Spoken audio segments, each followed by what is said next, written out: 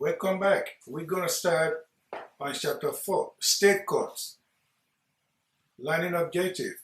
We're going to outline the 4 layers of a typical state court system. Describe the types of criminal cases handled by the trial courts of limited jurisdiction. Discuss the similarities and differences between justice of the peace courts and municipal courts.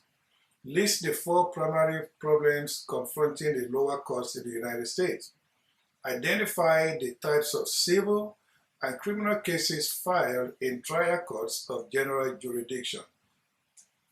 Explain briefly the differences between a state Supreme Court in a state with and without intermediate courts of appeals. List the key components of court unification. Identify how problem-solving courts using therapeutic jurisprudence handle cases. Discuss the consequences of court organization. History of our state courts goes back to the colonial courts in early American courts. And we're going to touch base on courts in a modernizing society. State courts today. There are 4 layers of a typical state court. The trial courts of limited jurisdiction. Number 2, trial courts of general jurisdiction. Number 3, intermediate appellate courts. And number 4, courts of last resort, which is what is known as the Supreme Court. Trial courts of limited jurisdiction. They are the first level of the lower courts, referred to in some states as inferior courts. They have limited jurisdiction to hear low-level offenses. There are 13,500 trial courts of limited jurisdiction all over the United States, with an additional 18,500 judicial officers. They make up 85% of all courts in the U.S. Some states also refer to them as district court, justice court, justice of the peace court, city court, magistrate courts, municipal courts, and they deal with less than 70 million, they deal with over 70 million matters a year. And most of their cases has to do with traffic cases. In other words, speeding tickets and running lights, running the stop sign. That accounts for 43 million of their court dockets.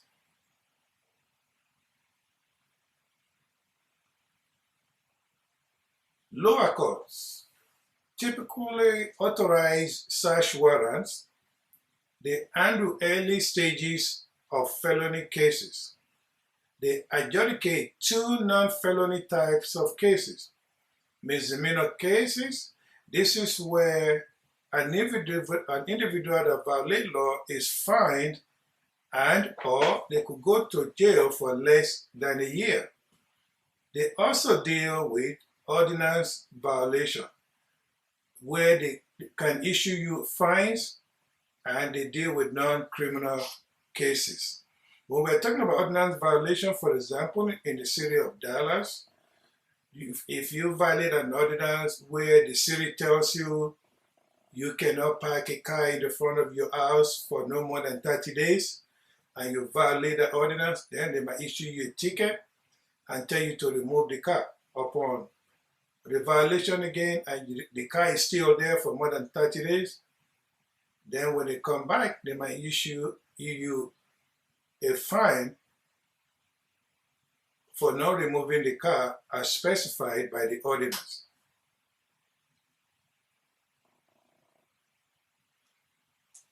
They also prosecute traffic offenses involving motor vehicles or self-propelled vehicle. Lower courts. Under the lower courts again, we have small claim courts. The maximum amount ranges from $2,500 to $25,000 in case of somebody trying to sue over there.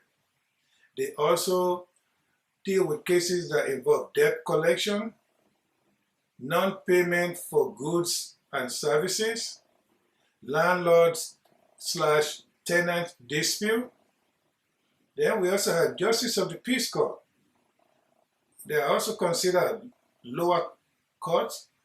They deal with lower caseloads and lack of resources. Plus, they are familiar with the neighborhood where they serve.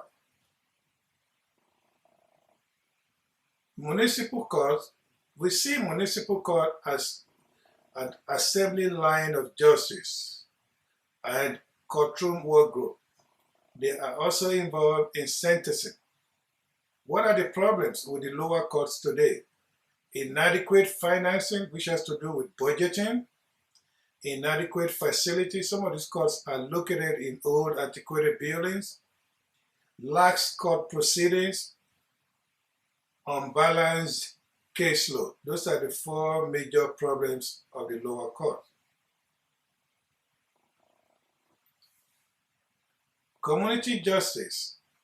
Under some of the other states' community justice court, those courts deal with alternative dispute resolution, such as arbitration and mediation.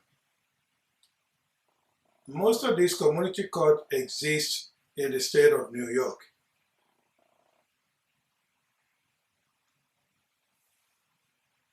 The second level of the major trial courts, they are referred to as the trial courts of general jurisdiction. They deal with general jurisdiction, geographical jurisdiction defined on existing political boundaries. There are 2,000 major trial courts in 50 states with 11,000 judges, and they deal with over 35 million cases each year.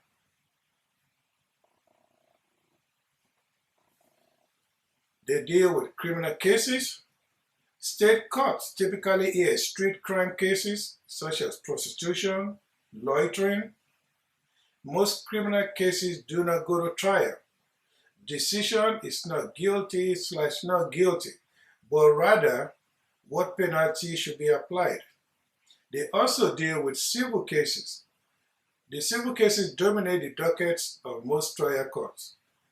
Most of the common civil cases involve domestic relations, estate. When you're talking about estate, we are dealing with the property of an individual that is already passed. And then it also deal with personal injury cases.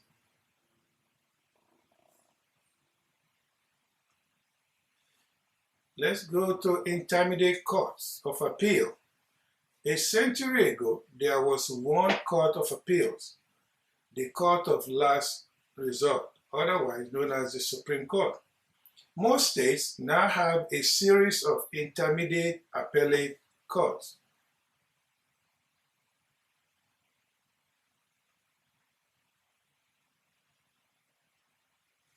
Texas and Oklahoma have two courts of last resort, one for civil cases and one for criminal cases. In other words, they have two Supreme Court in each one of those states. One deal with the civil case and another one for criminal case. California and all others have one. They are the final arbiter of state law. Most states deal with pure discretionary docket. Their Supreme Court deal with pure discretionary docket. In other words, they have to decide which case they want to hear at the Supreme Court level. They don't employ panels as the intermediate courts do.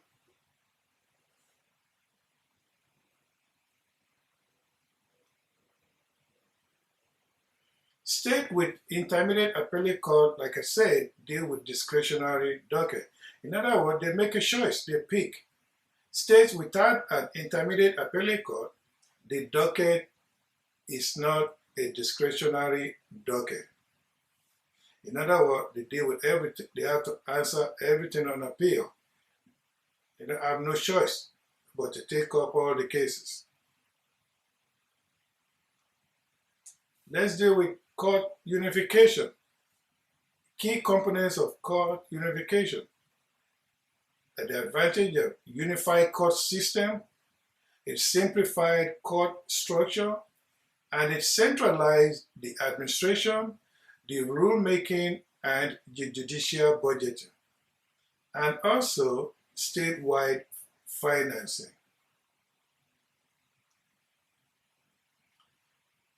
The next court we're going to talk about is the problem-solving courts. We have the therapeutic jurisprudence court. They deal with immediate intervention, non-adversarial adjudication, hands-on judicial involvement. Those are the advantages.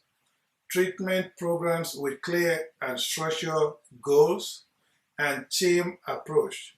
An example of this would be a drug court,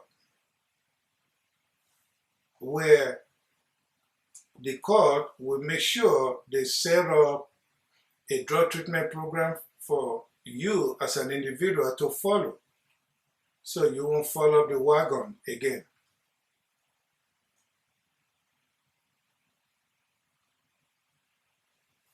And the drug courts are available for adults and also for juvenile.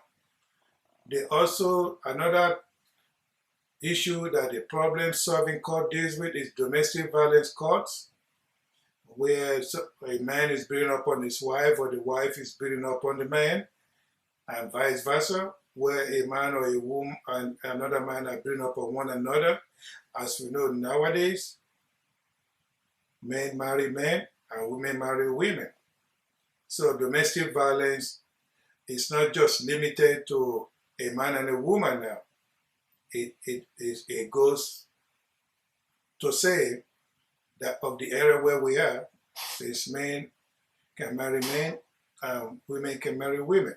So they all have a right to be at that court.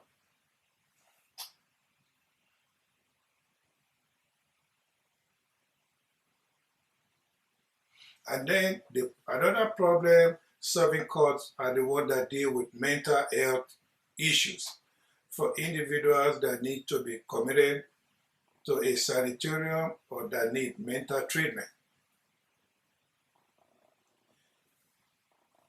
Consequences of court organization. Decentralization and choice of courts, number one. Local control, of course, also leads to local corruption. And then the third consequence is uneven court financing. In other words, some courts get more money than the other to finance their daily operation. And that's the end of chapter 4. Next time we will start on chapter 5.